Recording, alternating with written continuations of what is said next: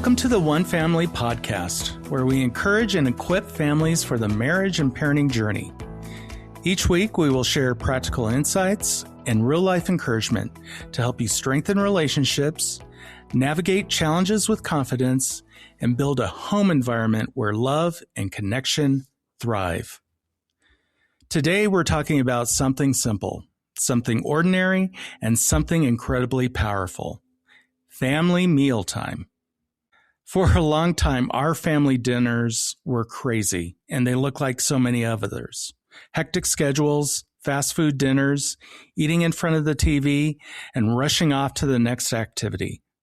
Between work travel, daily commitments, and our boys' relentless schedules, we found ourselves accommodating the hecticness instead of prioritizing our familyness.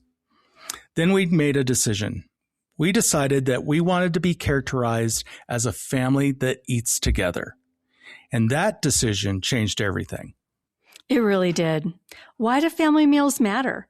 Research confirms that many families discover through experience eating together changes their lives. A Cornell University report shows that families who share at least 3 meals together each week, and I think that's something that we can all do, show improved psychological well-being, increased academic achievement in the children, healthier communication patterns, a lower risk of eating disorders and obesity, built-in margin from their hectic schedules, stronger relationships and feelings of closeness overall. In fact, there's another study out of Columbia that found 71% of teenagers reported that family mealtime, the talking, the catching up, was their favorite time of the day. They preferred it to any other time in their day. In a culture of constant hurry, family meals create space for connection. That's really something that's missing in our culture. But the research convicted us, and we decided to change our habits and our mealtime patterns. Honestly, this was not easy for us. We were fast food lovers. We had quick dinners and years of habits that we weren't proud of. And even after we started, not every meal was peaceful or picture perfect, for sure. Some nights, one of our toddlers launched food across the room, or some nights, a teenager refused to talk because their day was ruined. Some nights we were just tired, it was late, we were distracted, or we just weren't in the mood. But over time, the good meals eventually far outweighed the hard ones, and we learned that consistency matters more than perfection. So if you want to start or kick off a restart of family mealtime, here are 5 simple principles that really helped us. First, create a welcoming environment. Make the table a safe place. Let it be a time of non-conflict where everyone feels comfortable sharing thoughts and their feelings. As mom and dad, this means to guard our tongue and our tone, especially after a hard day, and modeling what it truly means to listen. What does it mean to be a good listener? Or are we thinking about what we're going to say next? Are we looking at each other in the eyes? Things like that. Think about this question as it applies to your own family. What makes someone feel safe enough to share at the dinner table? Second thing, shoot for consistency and not perfection, because perfection will never happen. Again, start with 2 or 3 meals and grow from there. And expect to have messy toddlers, moody teens, and awkward silences. That's going to happen. And bad meals will happen, but don't quit. If you stay consistent, the meaningful moments will far exceed the difficult ones. And the third thing is establish some simple mealtime rules. And rules aren't about control, but they are about protecting our connection. Some examples of this are no phones, no toys, or screens at the table.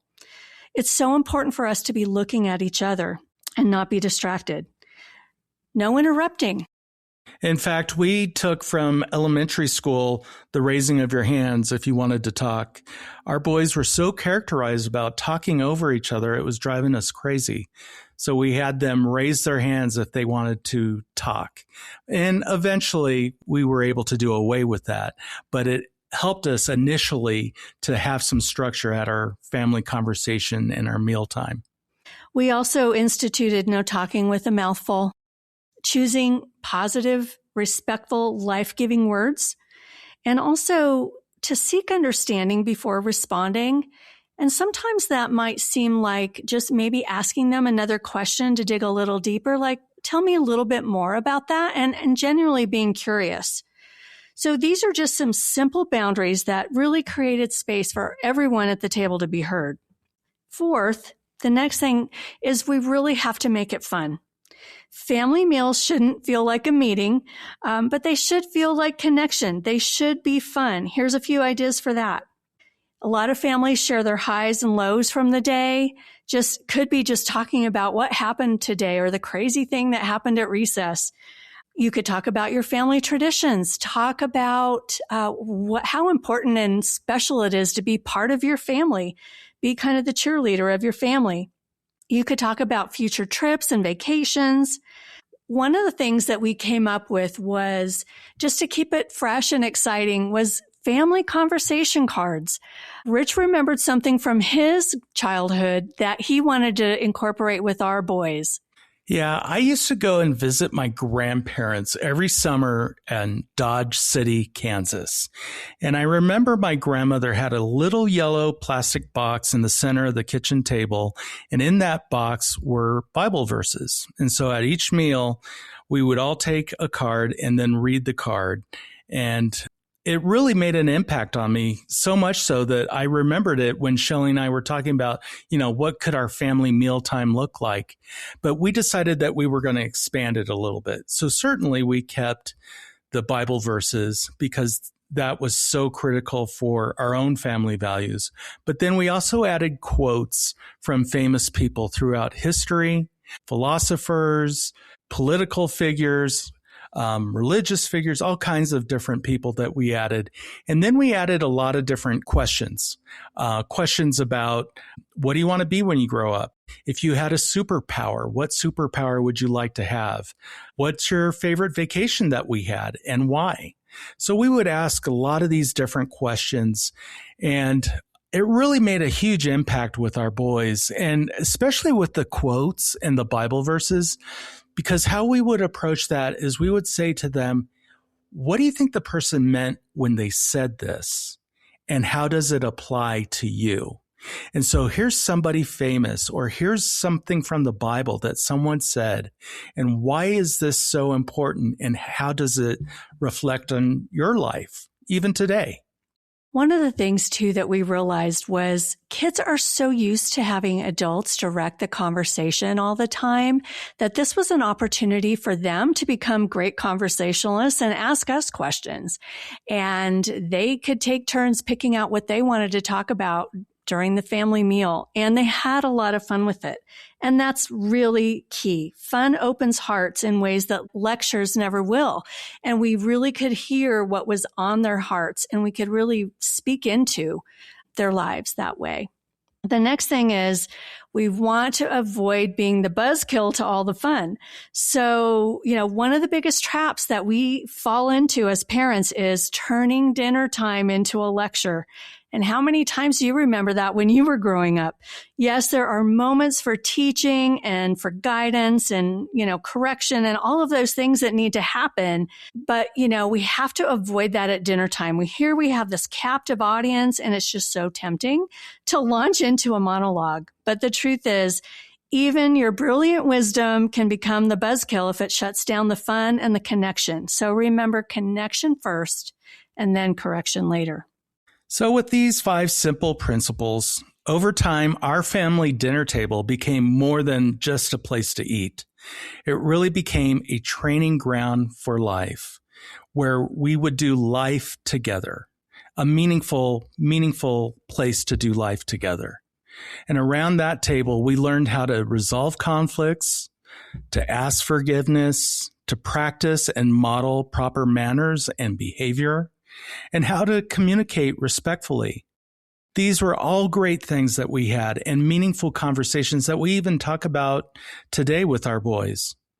We also had meaningful conversations on hard topics like peer pressure, relationships, good relationships and bad relationships. We talked about our faith. And of course, we also talked about our core family values. What did it mean to be a Howard? And what were those values? If family meals feels out of reach right now, just remember, start small. You don't need to be perfect. The meals don't have to be perfect. You don't need to be intentional on every single thing. You don't even need to have it every single night. Just begin. Try with one shared meal this week, and then ask one meaningful question, and then notice what changes. Because remember, you're not just feeding your family, you're shaping your family. Thank you for joining us today on the One Family Podcast. If the conversation encouraged you, be sure to subscribe and share this episode with someone who could use the support. And visit us on our website, onefamilyhwl.org. Remember, healthy families don't happen by accident. They are built, though, with intention, perseverance, and love. Until next time, keep investing in what matters most. Your one family.